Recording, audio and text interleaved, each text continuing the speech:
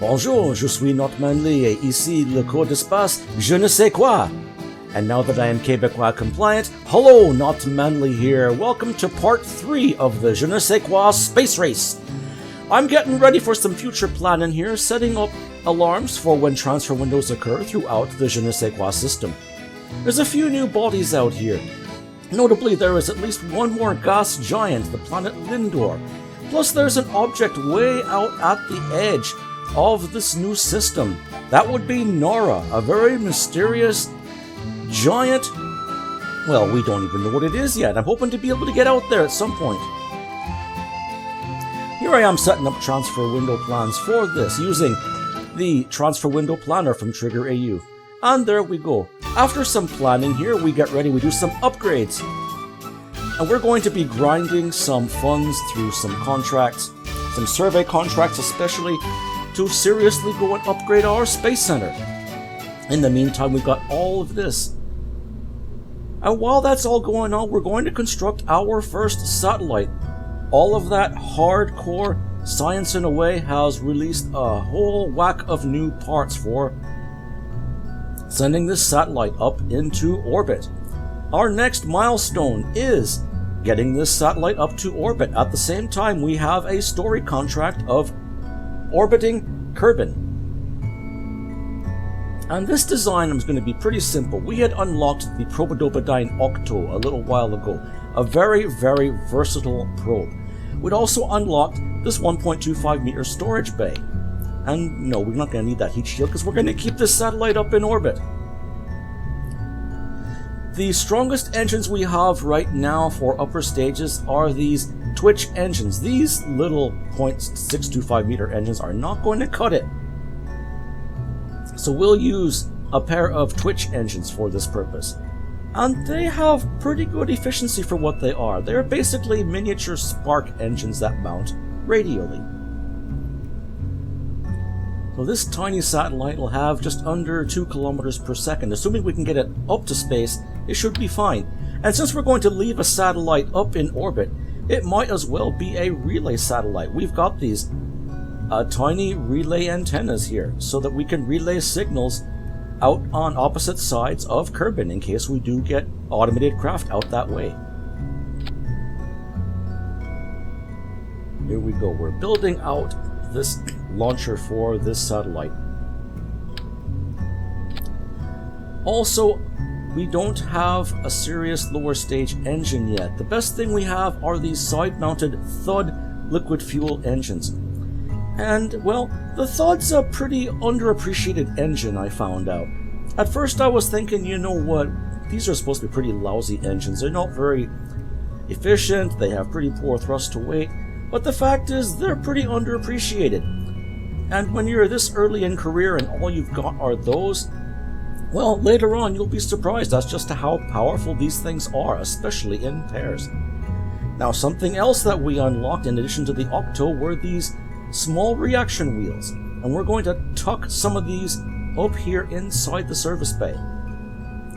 We already have the inline batteries there. We're going to pull that out for just a moment. There we go, stick the extra reaction wheels. The Octo has some reaction wheels in it, but it would be a good idea at this point, with such a large rocket for its size, to augment that with additional reaction wheels. So we're going to tuck that battery back in there. There we go.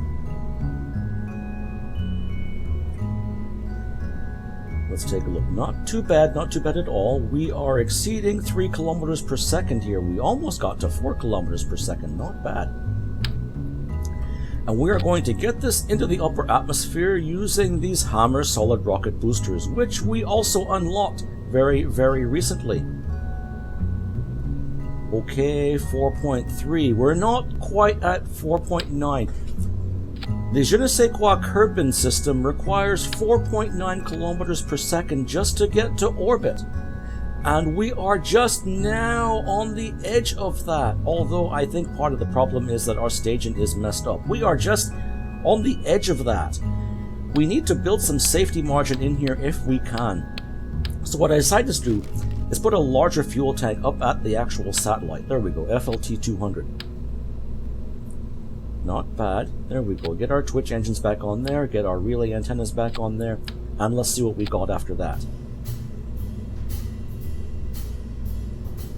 Oh, come on, quit zooming around and show us where we are. Oh, we're going to fix our staging first. Sure, let's check our staging, make sure the staging is good. What is wrong? What is that decoupler doing out there all by itself? There we go. That goes there. That goes there. That's better. Oh, right. Also on the thuds, we need a decoupler. There it is. That's better. Let's take a look. Oh, there we go. 5.5 kilometers per second. That should give us safety margin and then some for getting this thing to orbit. And we'll tuck in there for the first time a Kerbal Engineer module. So we can start tracking the stats on this thing. That's going to take a while to construct. In the meantime, our first aircraft has finally been constructed. And Chris Kerbin, fighter pilot extraordinaire, is about to take this craft up to the skies and do our survey contracts. Start earning some serious money for our space program. I'm not even going to bother with the flaps. I built those flaps into there, but look at the angle of attack on those wings. That is very, very sharp. This thing could probably take off by itself once it gets enough speed.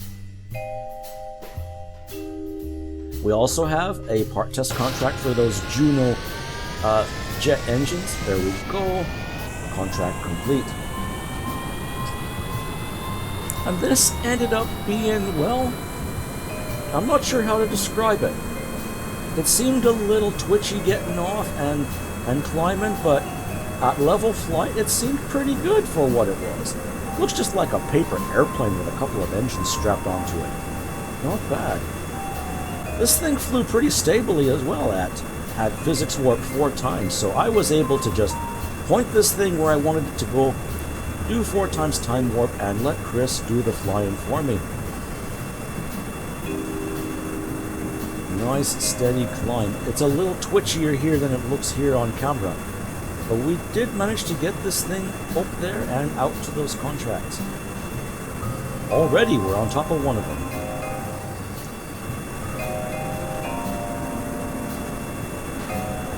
And we're going to just breeze through this quickly here.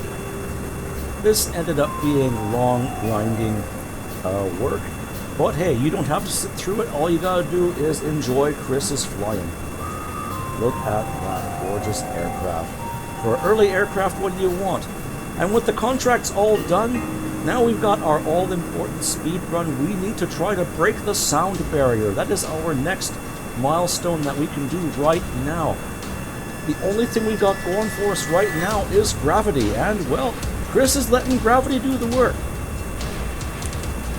343 meters per second. But up here we're already doing Mach 1. I mean, Fairamaris is telling me we're exceeding the sound barrier already, but we have to get those extra 20 odd meters per second, and Chris is diving and diving and diving to get that speed.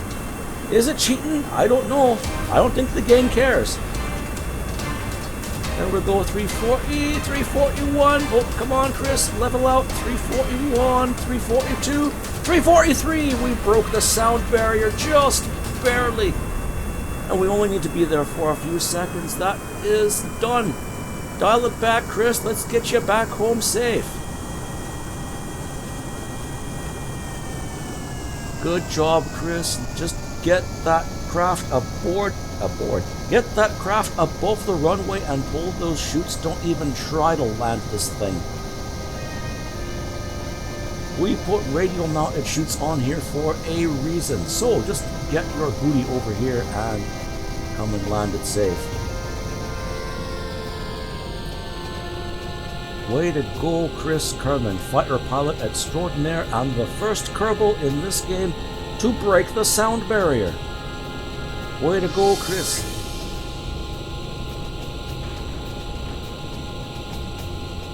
Letting those chutes out. There we go.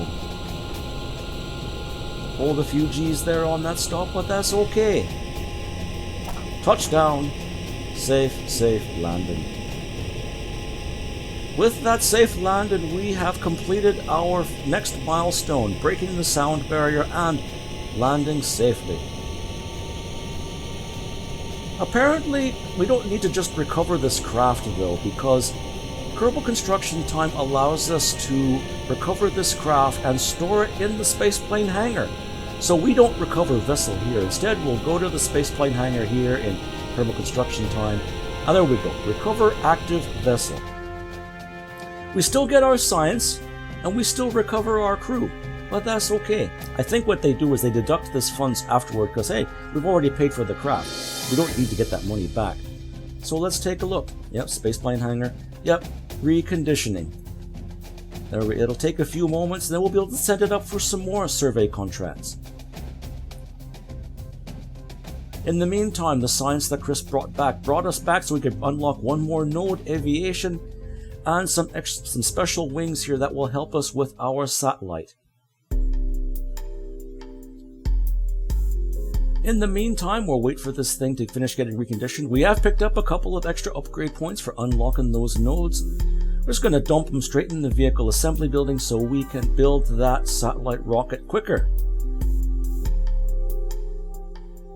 And there we go.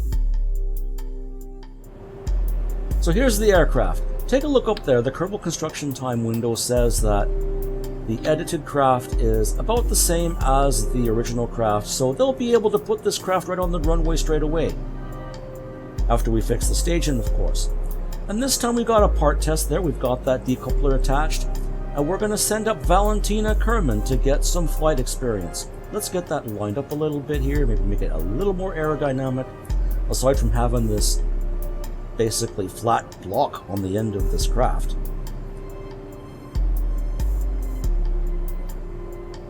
Okay, let's make this nice and centered. Okay, that's our test, that's our part test part. When are we going to pick Valentina? Oh, there we go. Okay, Chris can have a rest. Let's get Valentina on this craft. Save edits, and then the craft will be rolled out to the runway. And on the, whoops, those parachutes are already deployed. Of course, we recovered the craft and we didn't replace the parachutes or repack them. Anyway, all we gotta do to do that is remove those parachutes and put on some fresh parachutes. I don't know how that works, but it works. Let's just make sure that those parachutes are centered with the craft's center of mass. And here goes Valentina with freshly repacked chutes and completing our part test. Between that and the survey contracts, Valentina makes us a lot more funds for us to continue building out our facilities. There we go. And we had a temperature contract on the surface. There we go, low temperature. And she just keeps doing this for us. So we were able to upgrade the R&D facility. We'd already gotten the astronaut complex underway. There we go. Okay, where you look for that? There we go, under tech. There we go. So 2 buildings and 1 science node we are unlocking. And with a little more survey contract grinding, we were able to also upgrade the vehicle assembly building. And we're still going. And with even more contract outgrinding, we're able to earn enough funds to accelerate the assembly of this satellite. There we go. Rush build, rush build, rush build. And we've got the runway and the spaceplane hangar also underway. And we were able to get our build time for our satellite down to only 1 day, but since we unlocked these wings, I prefer these wings with the larger deflection angle to give us more control, because those reaction wheels are not going to work out so well in the lower atmosphere. Plus, these solid rocket boosters do not have any gimbal of their own. So a little bit of minor edit in there. And now we can roll out our satellite rocket onto the launch pad. It's going to take a good hour.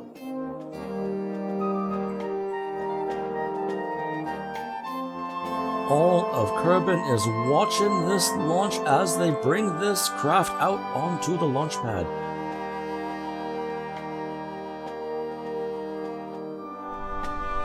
Now we have a couple part tests here. First we got the Twitch engine quickly test on the launch pad with the throttle turned off.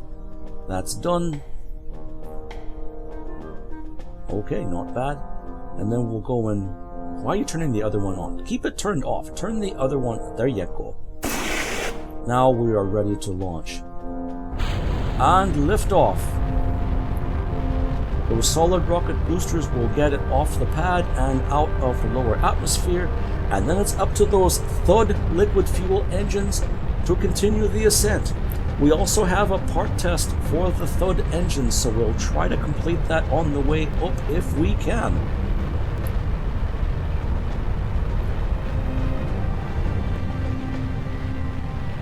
Nice and steady like. Good, good, good. I got those fins way up there because when I drop this stage, I wouldn't have any control otherwise. There we go. There we go. Pretty low dynamic pressures too for this launch. We're taking it nice and easy. We don't want to take any chances here. Look at those gorgeous clouds. And there go the Thud engines. We've got a good 2 kilometers per second on those Thuds. And they have gimbalin to help keep this thing pointed straight. Well, we're going fast enough and we can run. Nope, the run test is not working. What do we need to do here to make this work?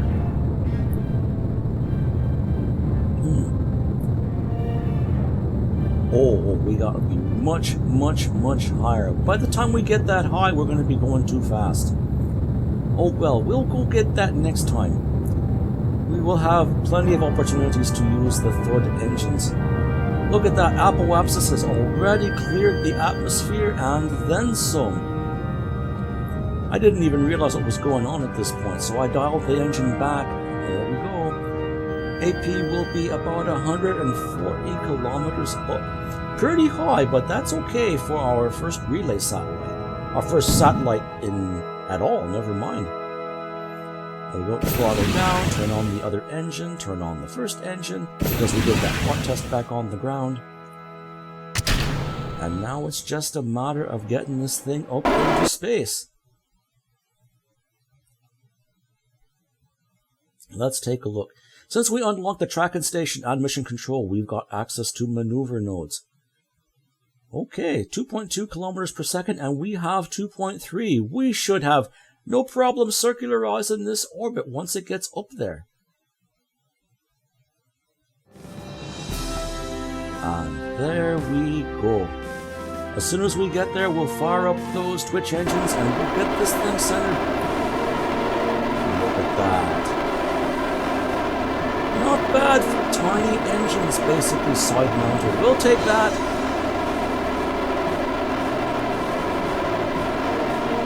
Faster, faster, faster, faster. There we go. 3.7 kilometers per second orbit, and we are in orbit. There we go. As of day 34, almost the beginning of day 35, we have finally achieved orbit. And with that reputation reward, we get extra funds. Now we have so many more milestones we can unlock. We've got return a craft from orbit. We've got the story contract, return a craft from orbit. We've got polar satellites, and we got a moon flyby and a Minmus flyby. I think we're going to try to knock these out very, very soon. I've got a cunning plan for taking care of those two. At the same time, we've got an unlocked engine with a contract, but we'll see the Terrier in a future episode. Until then, I'm not Manly. Fly safe.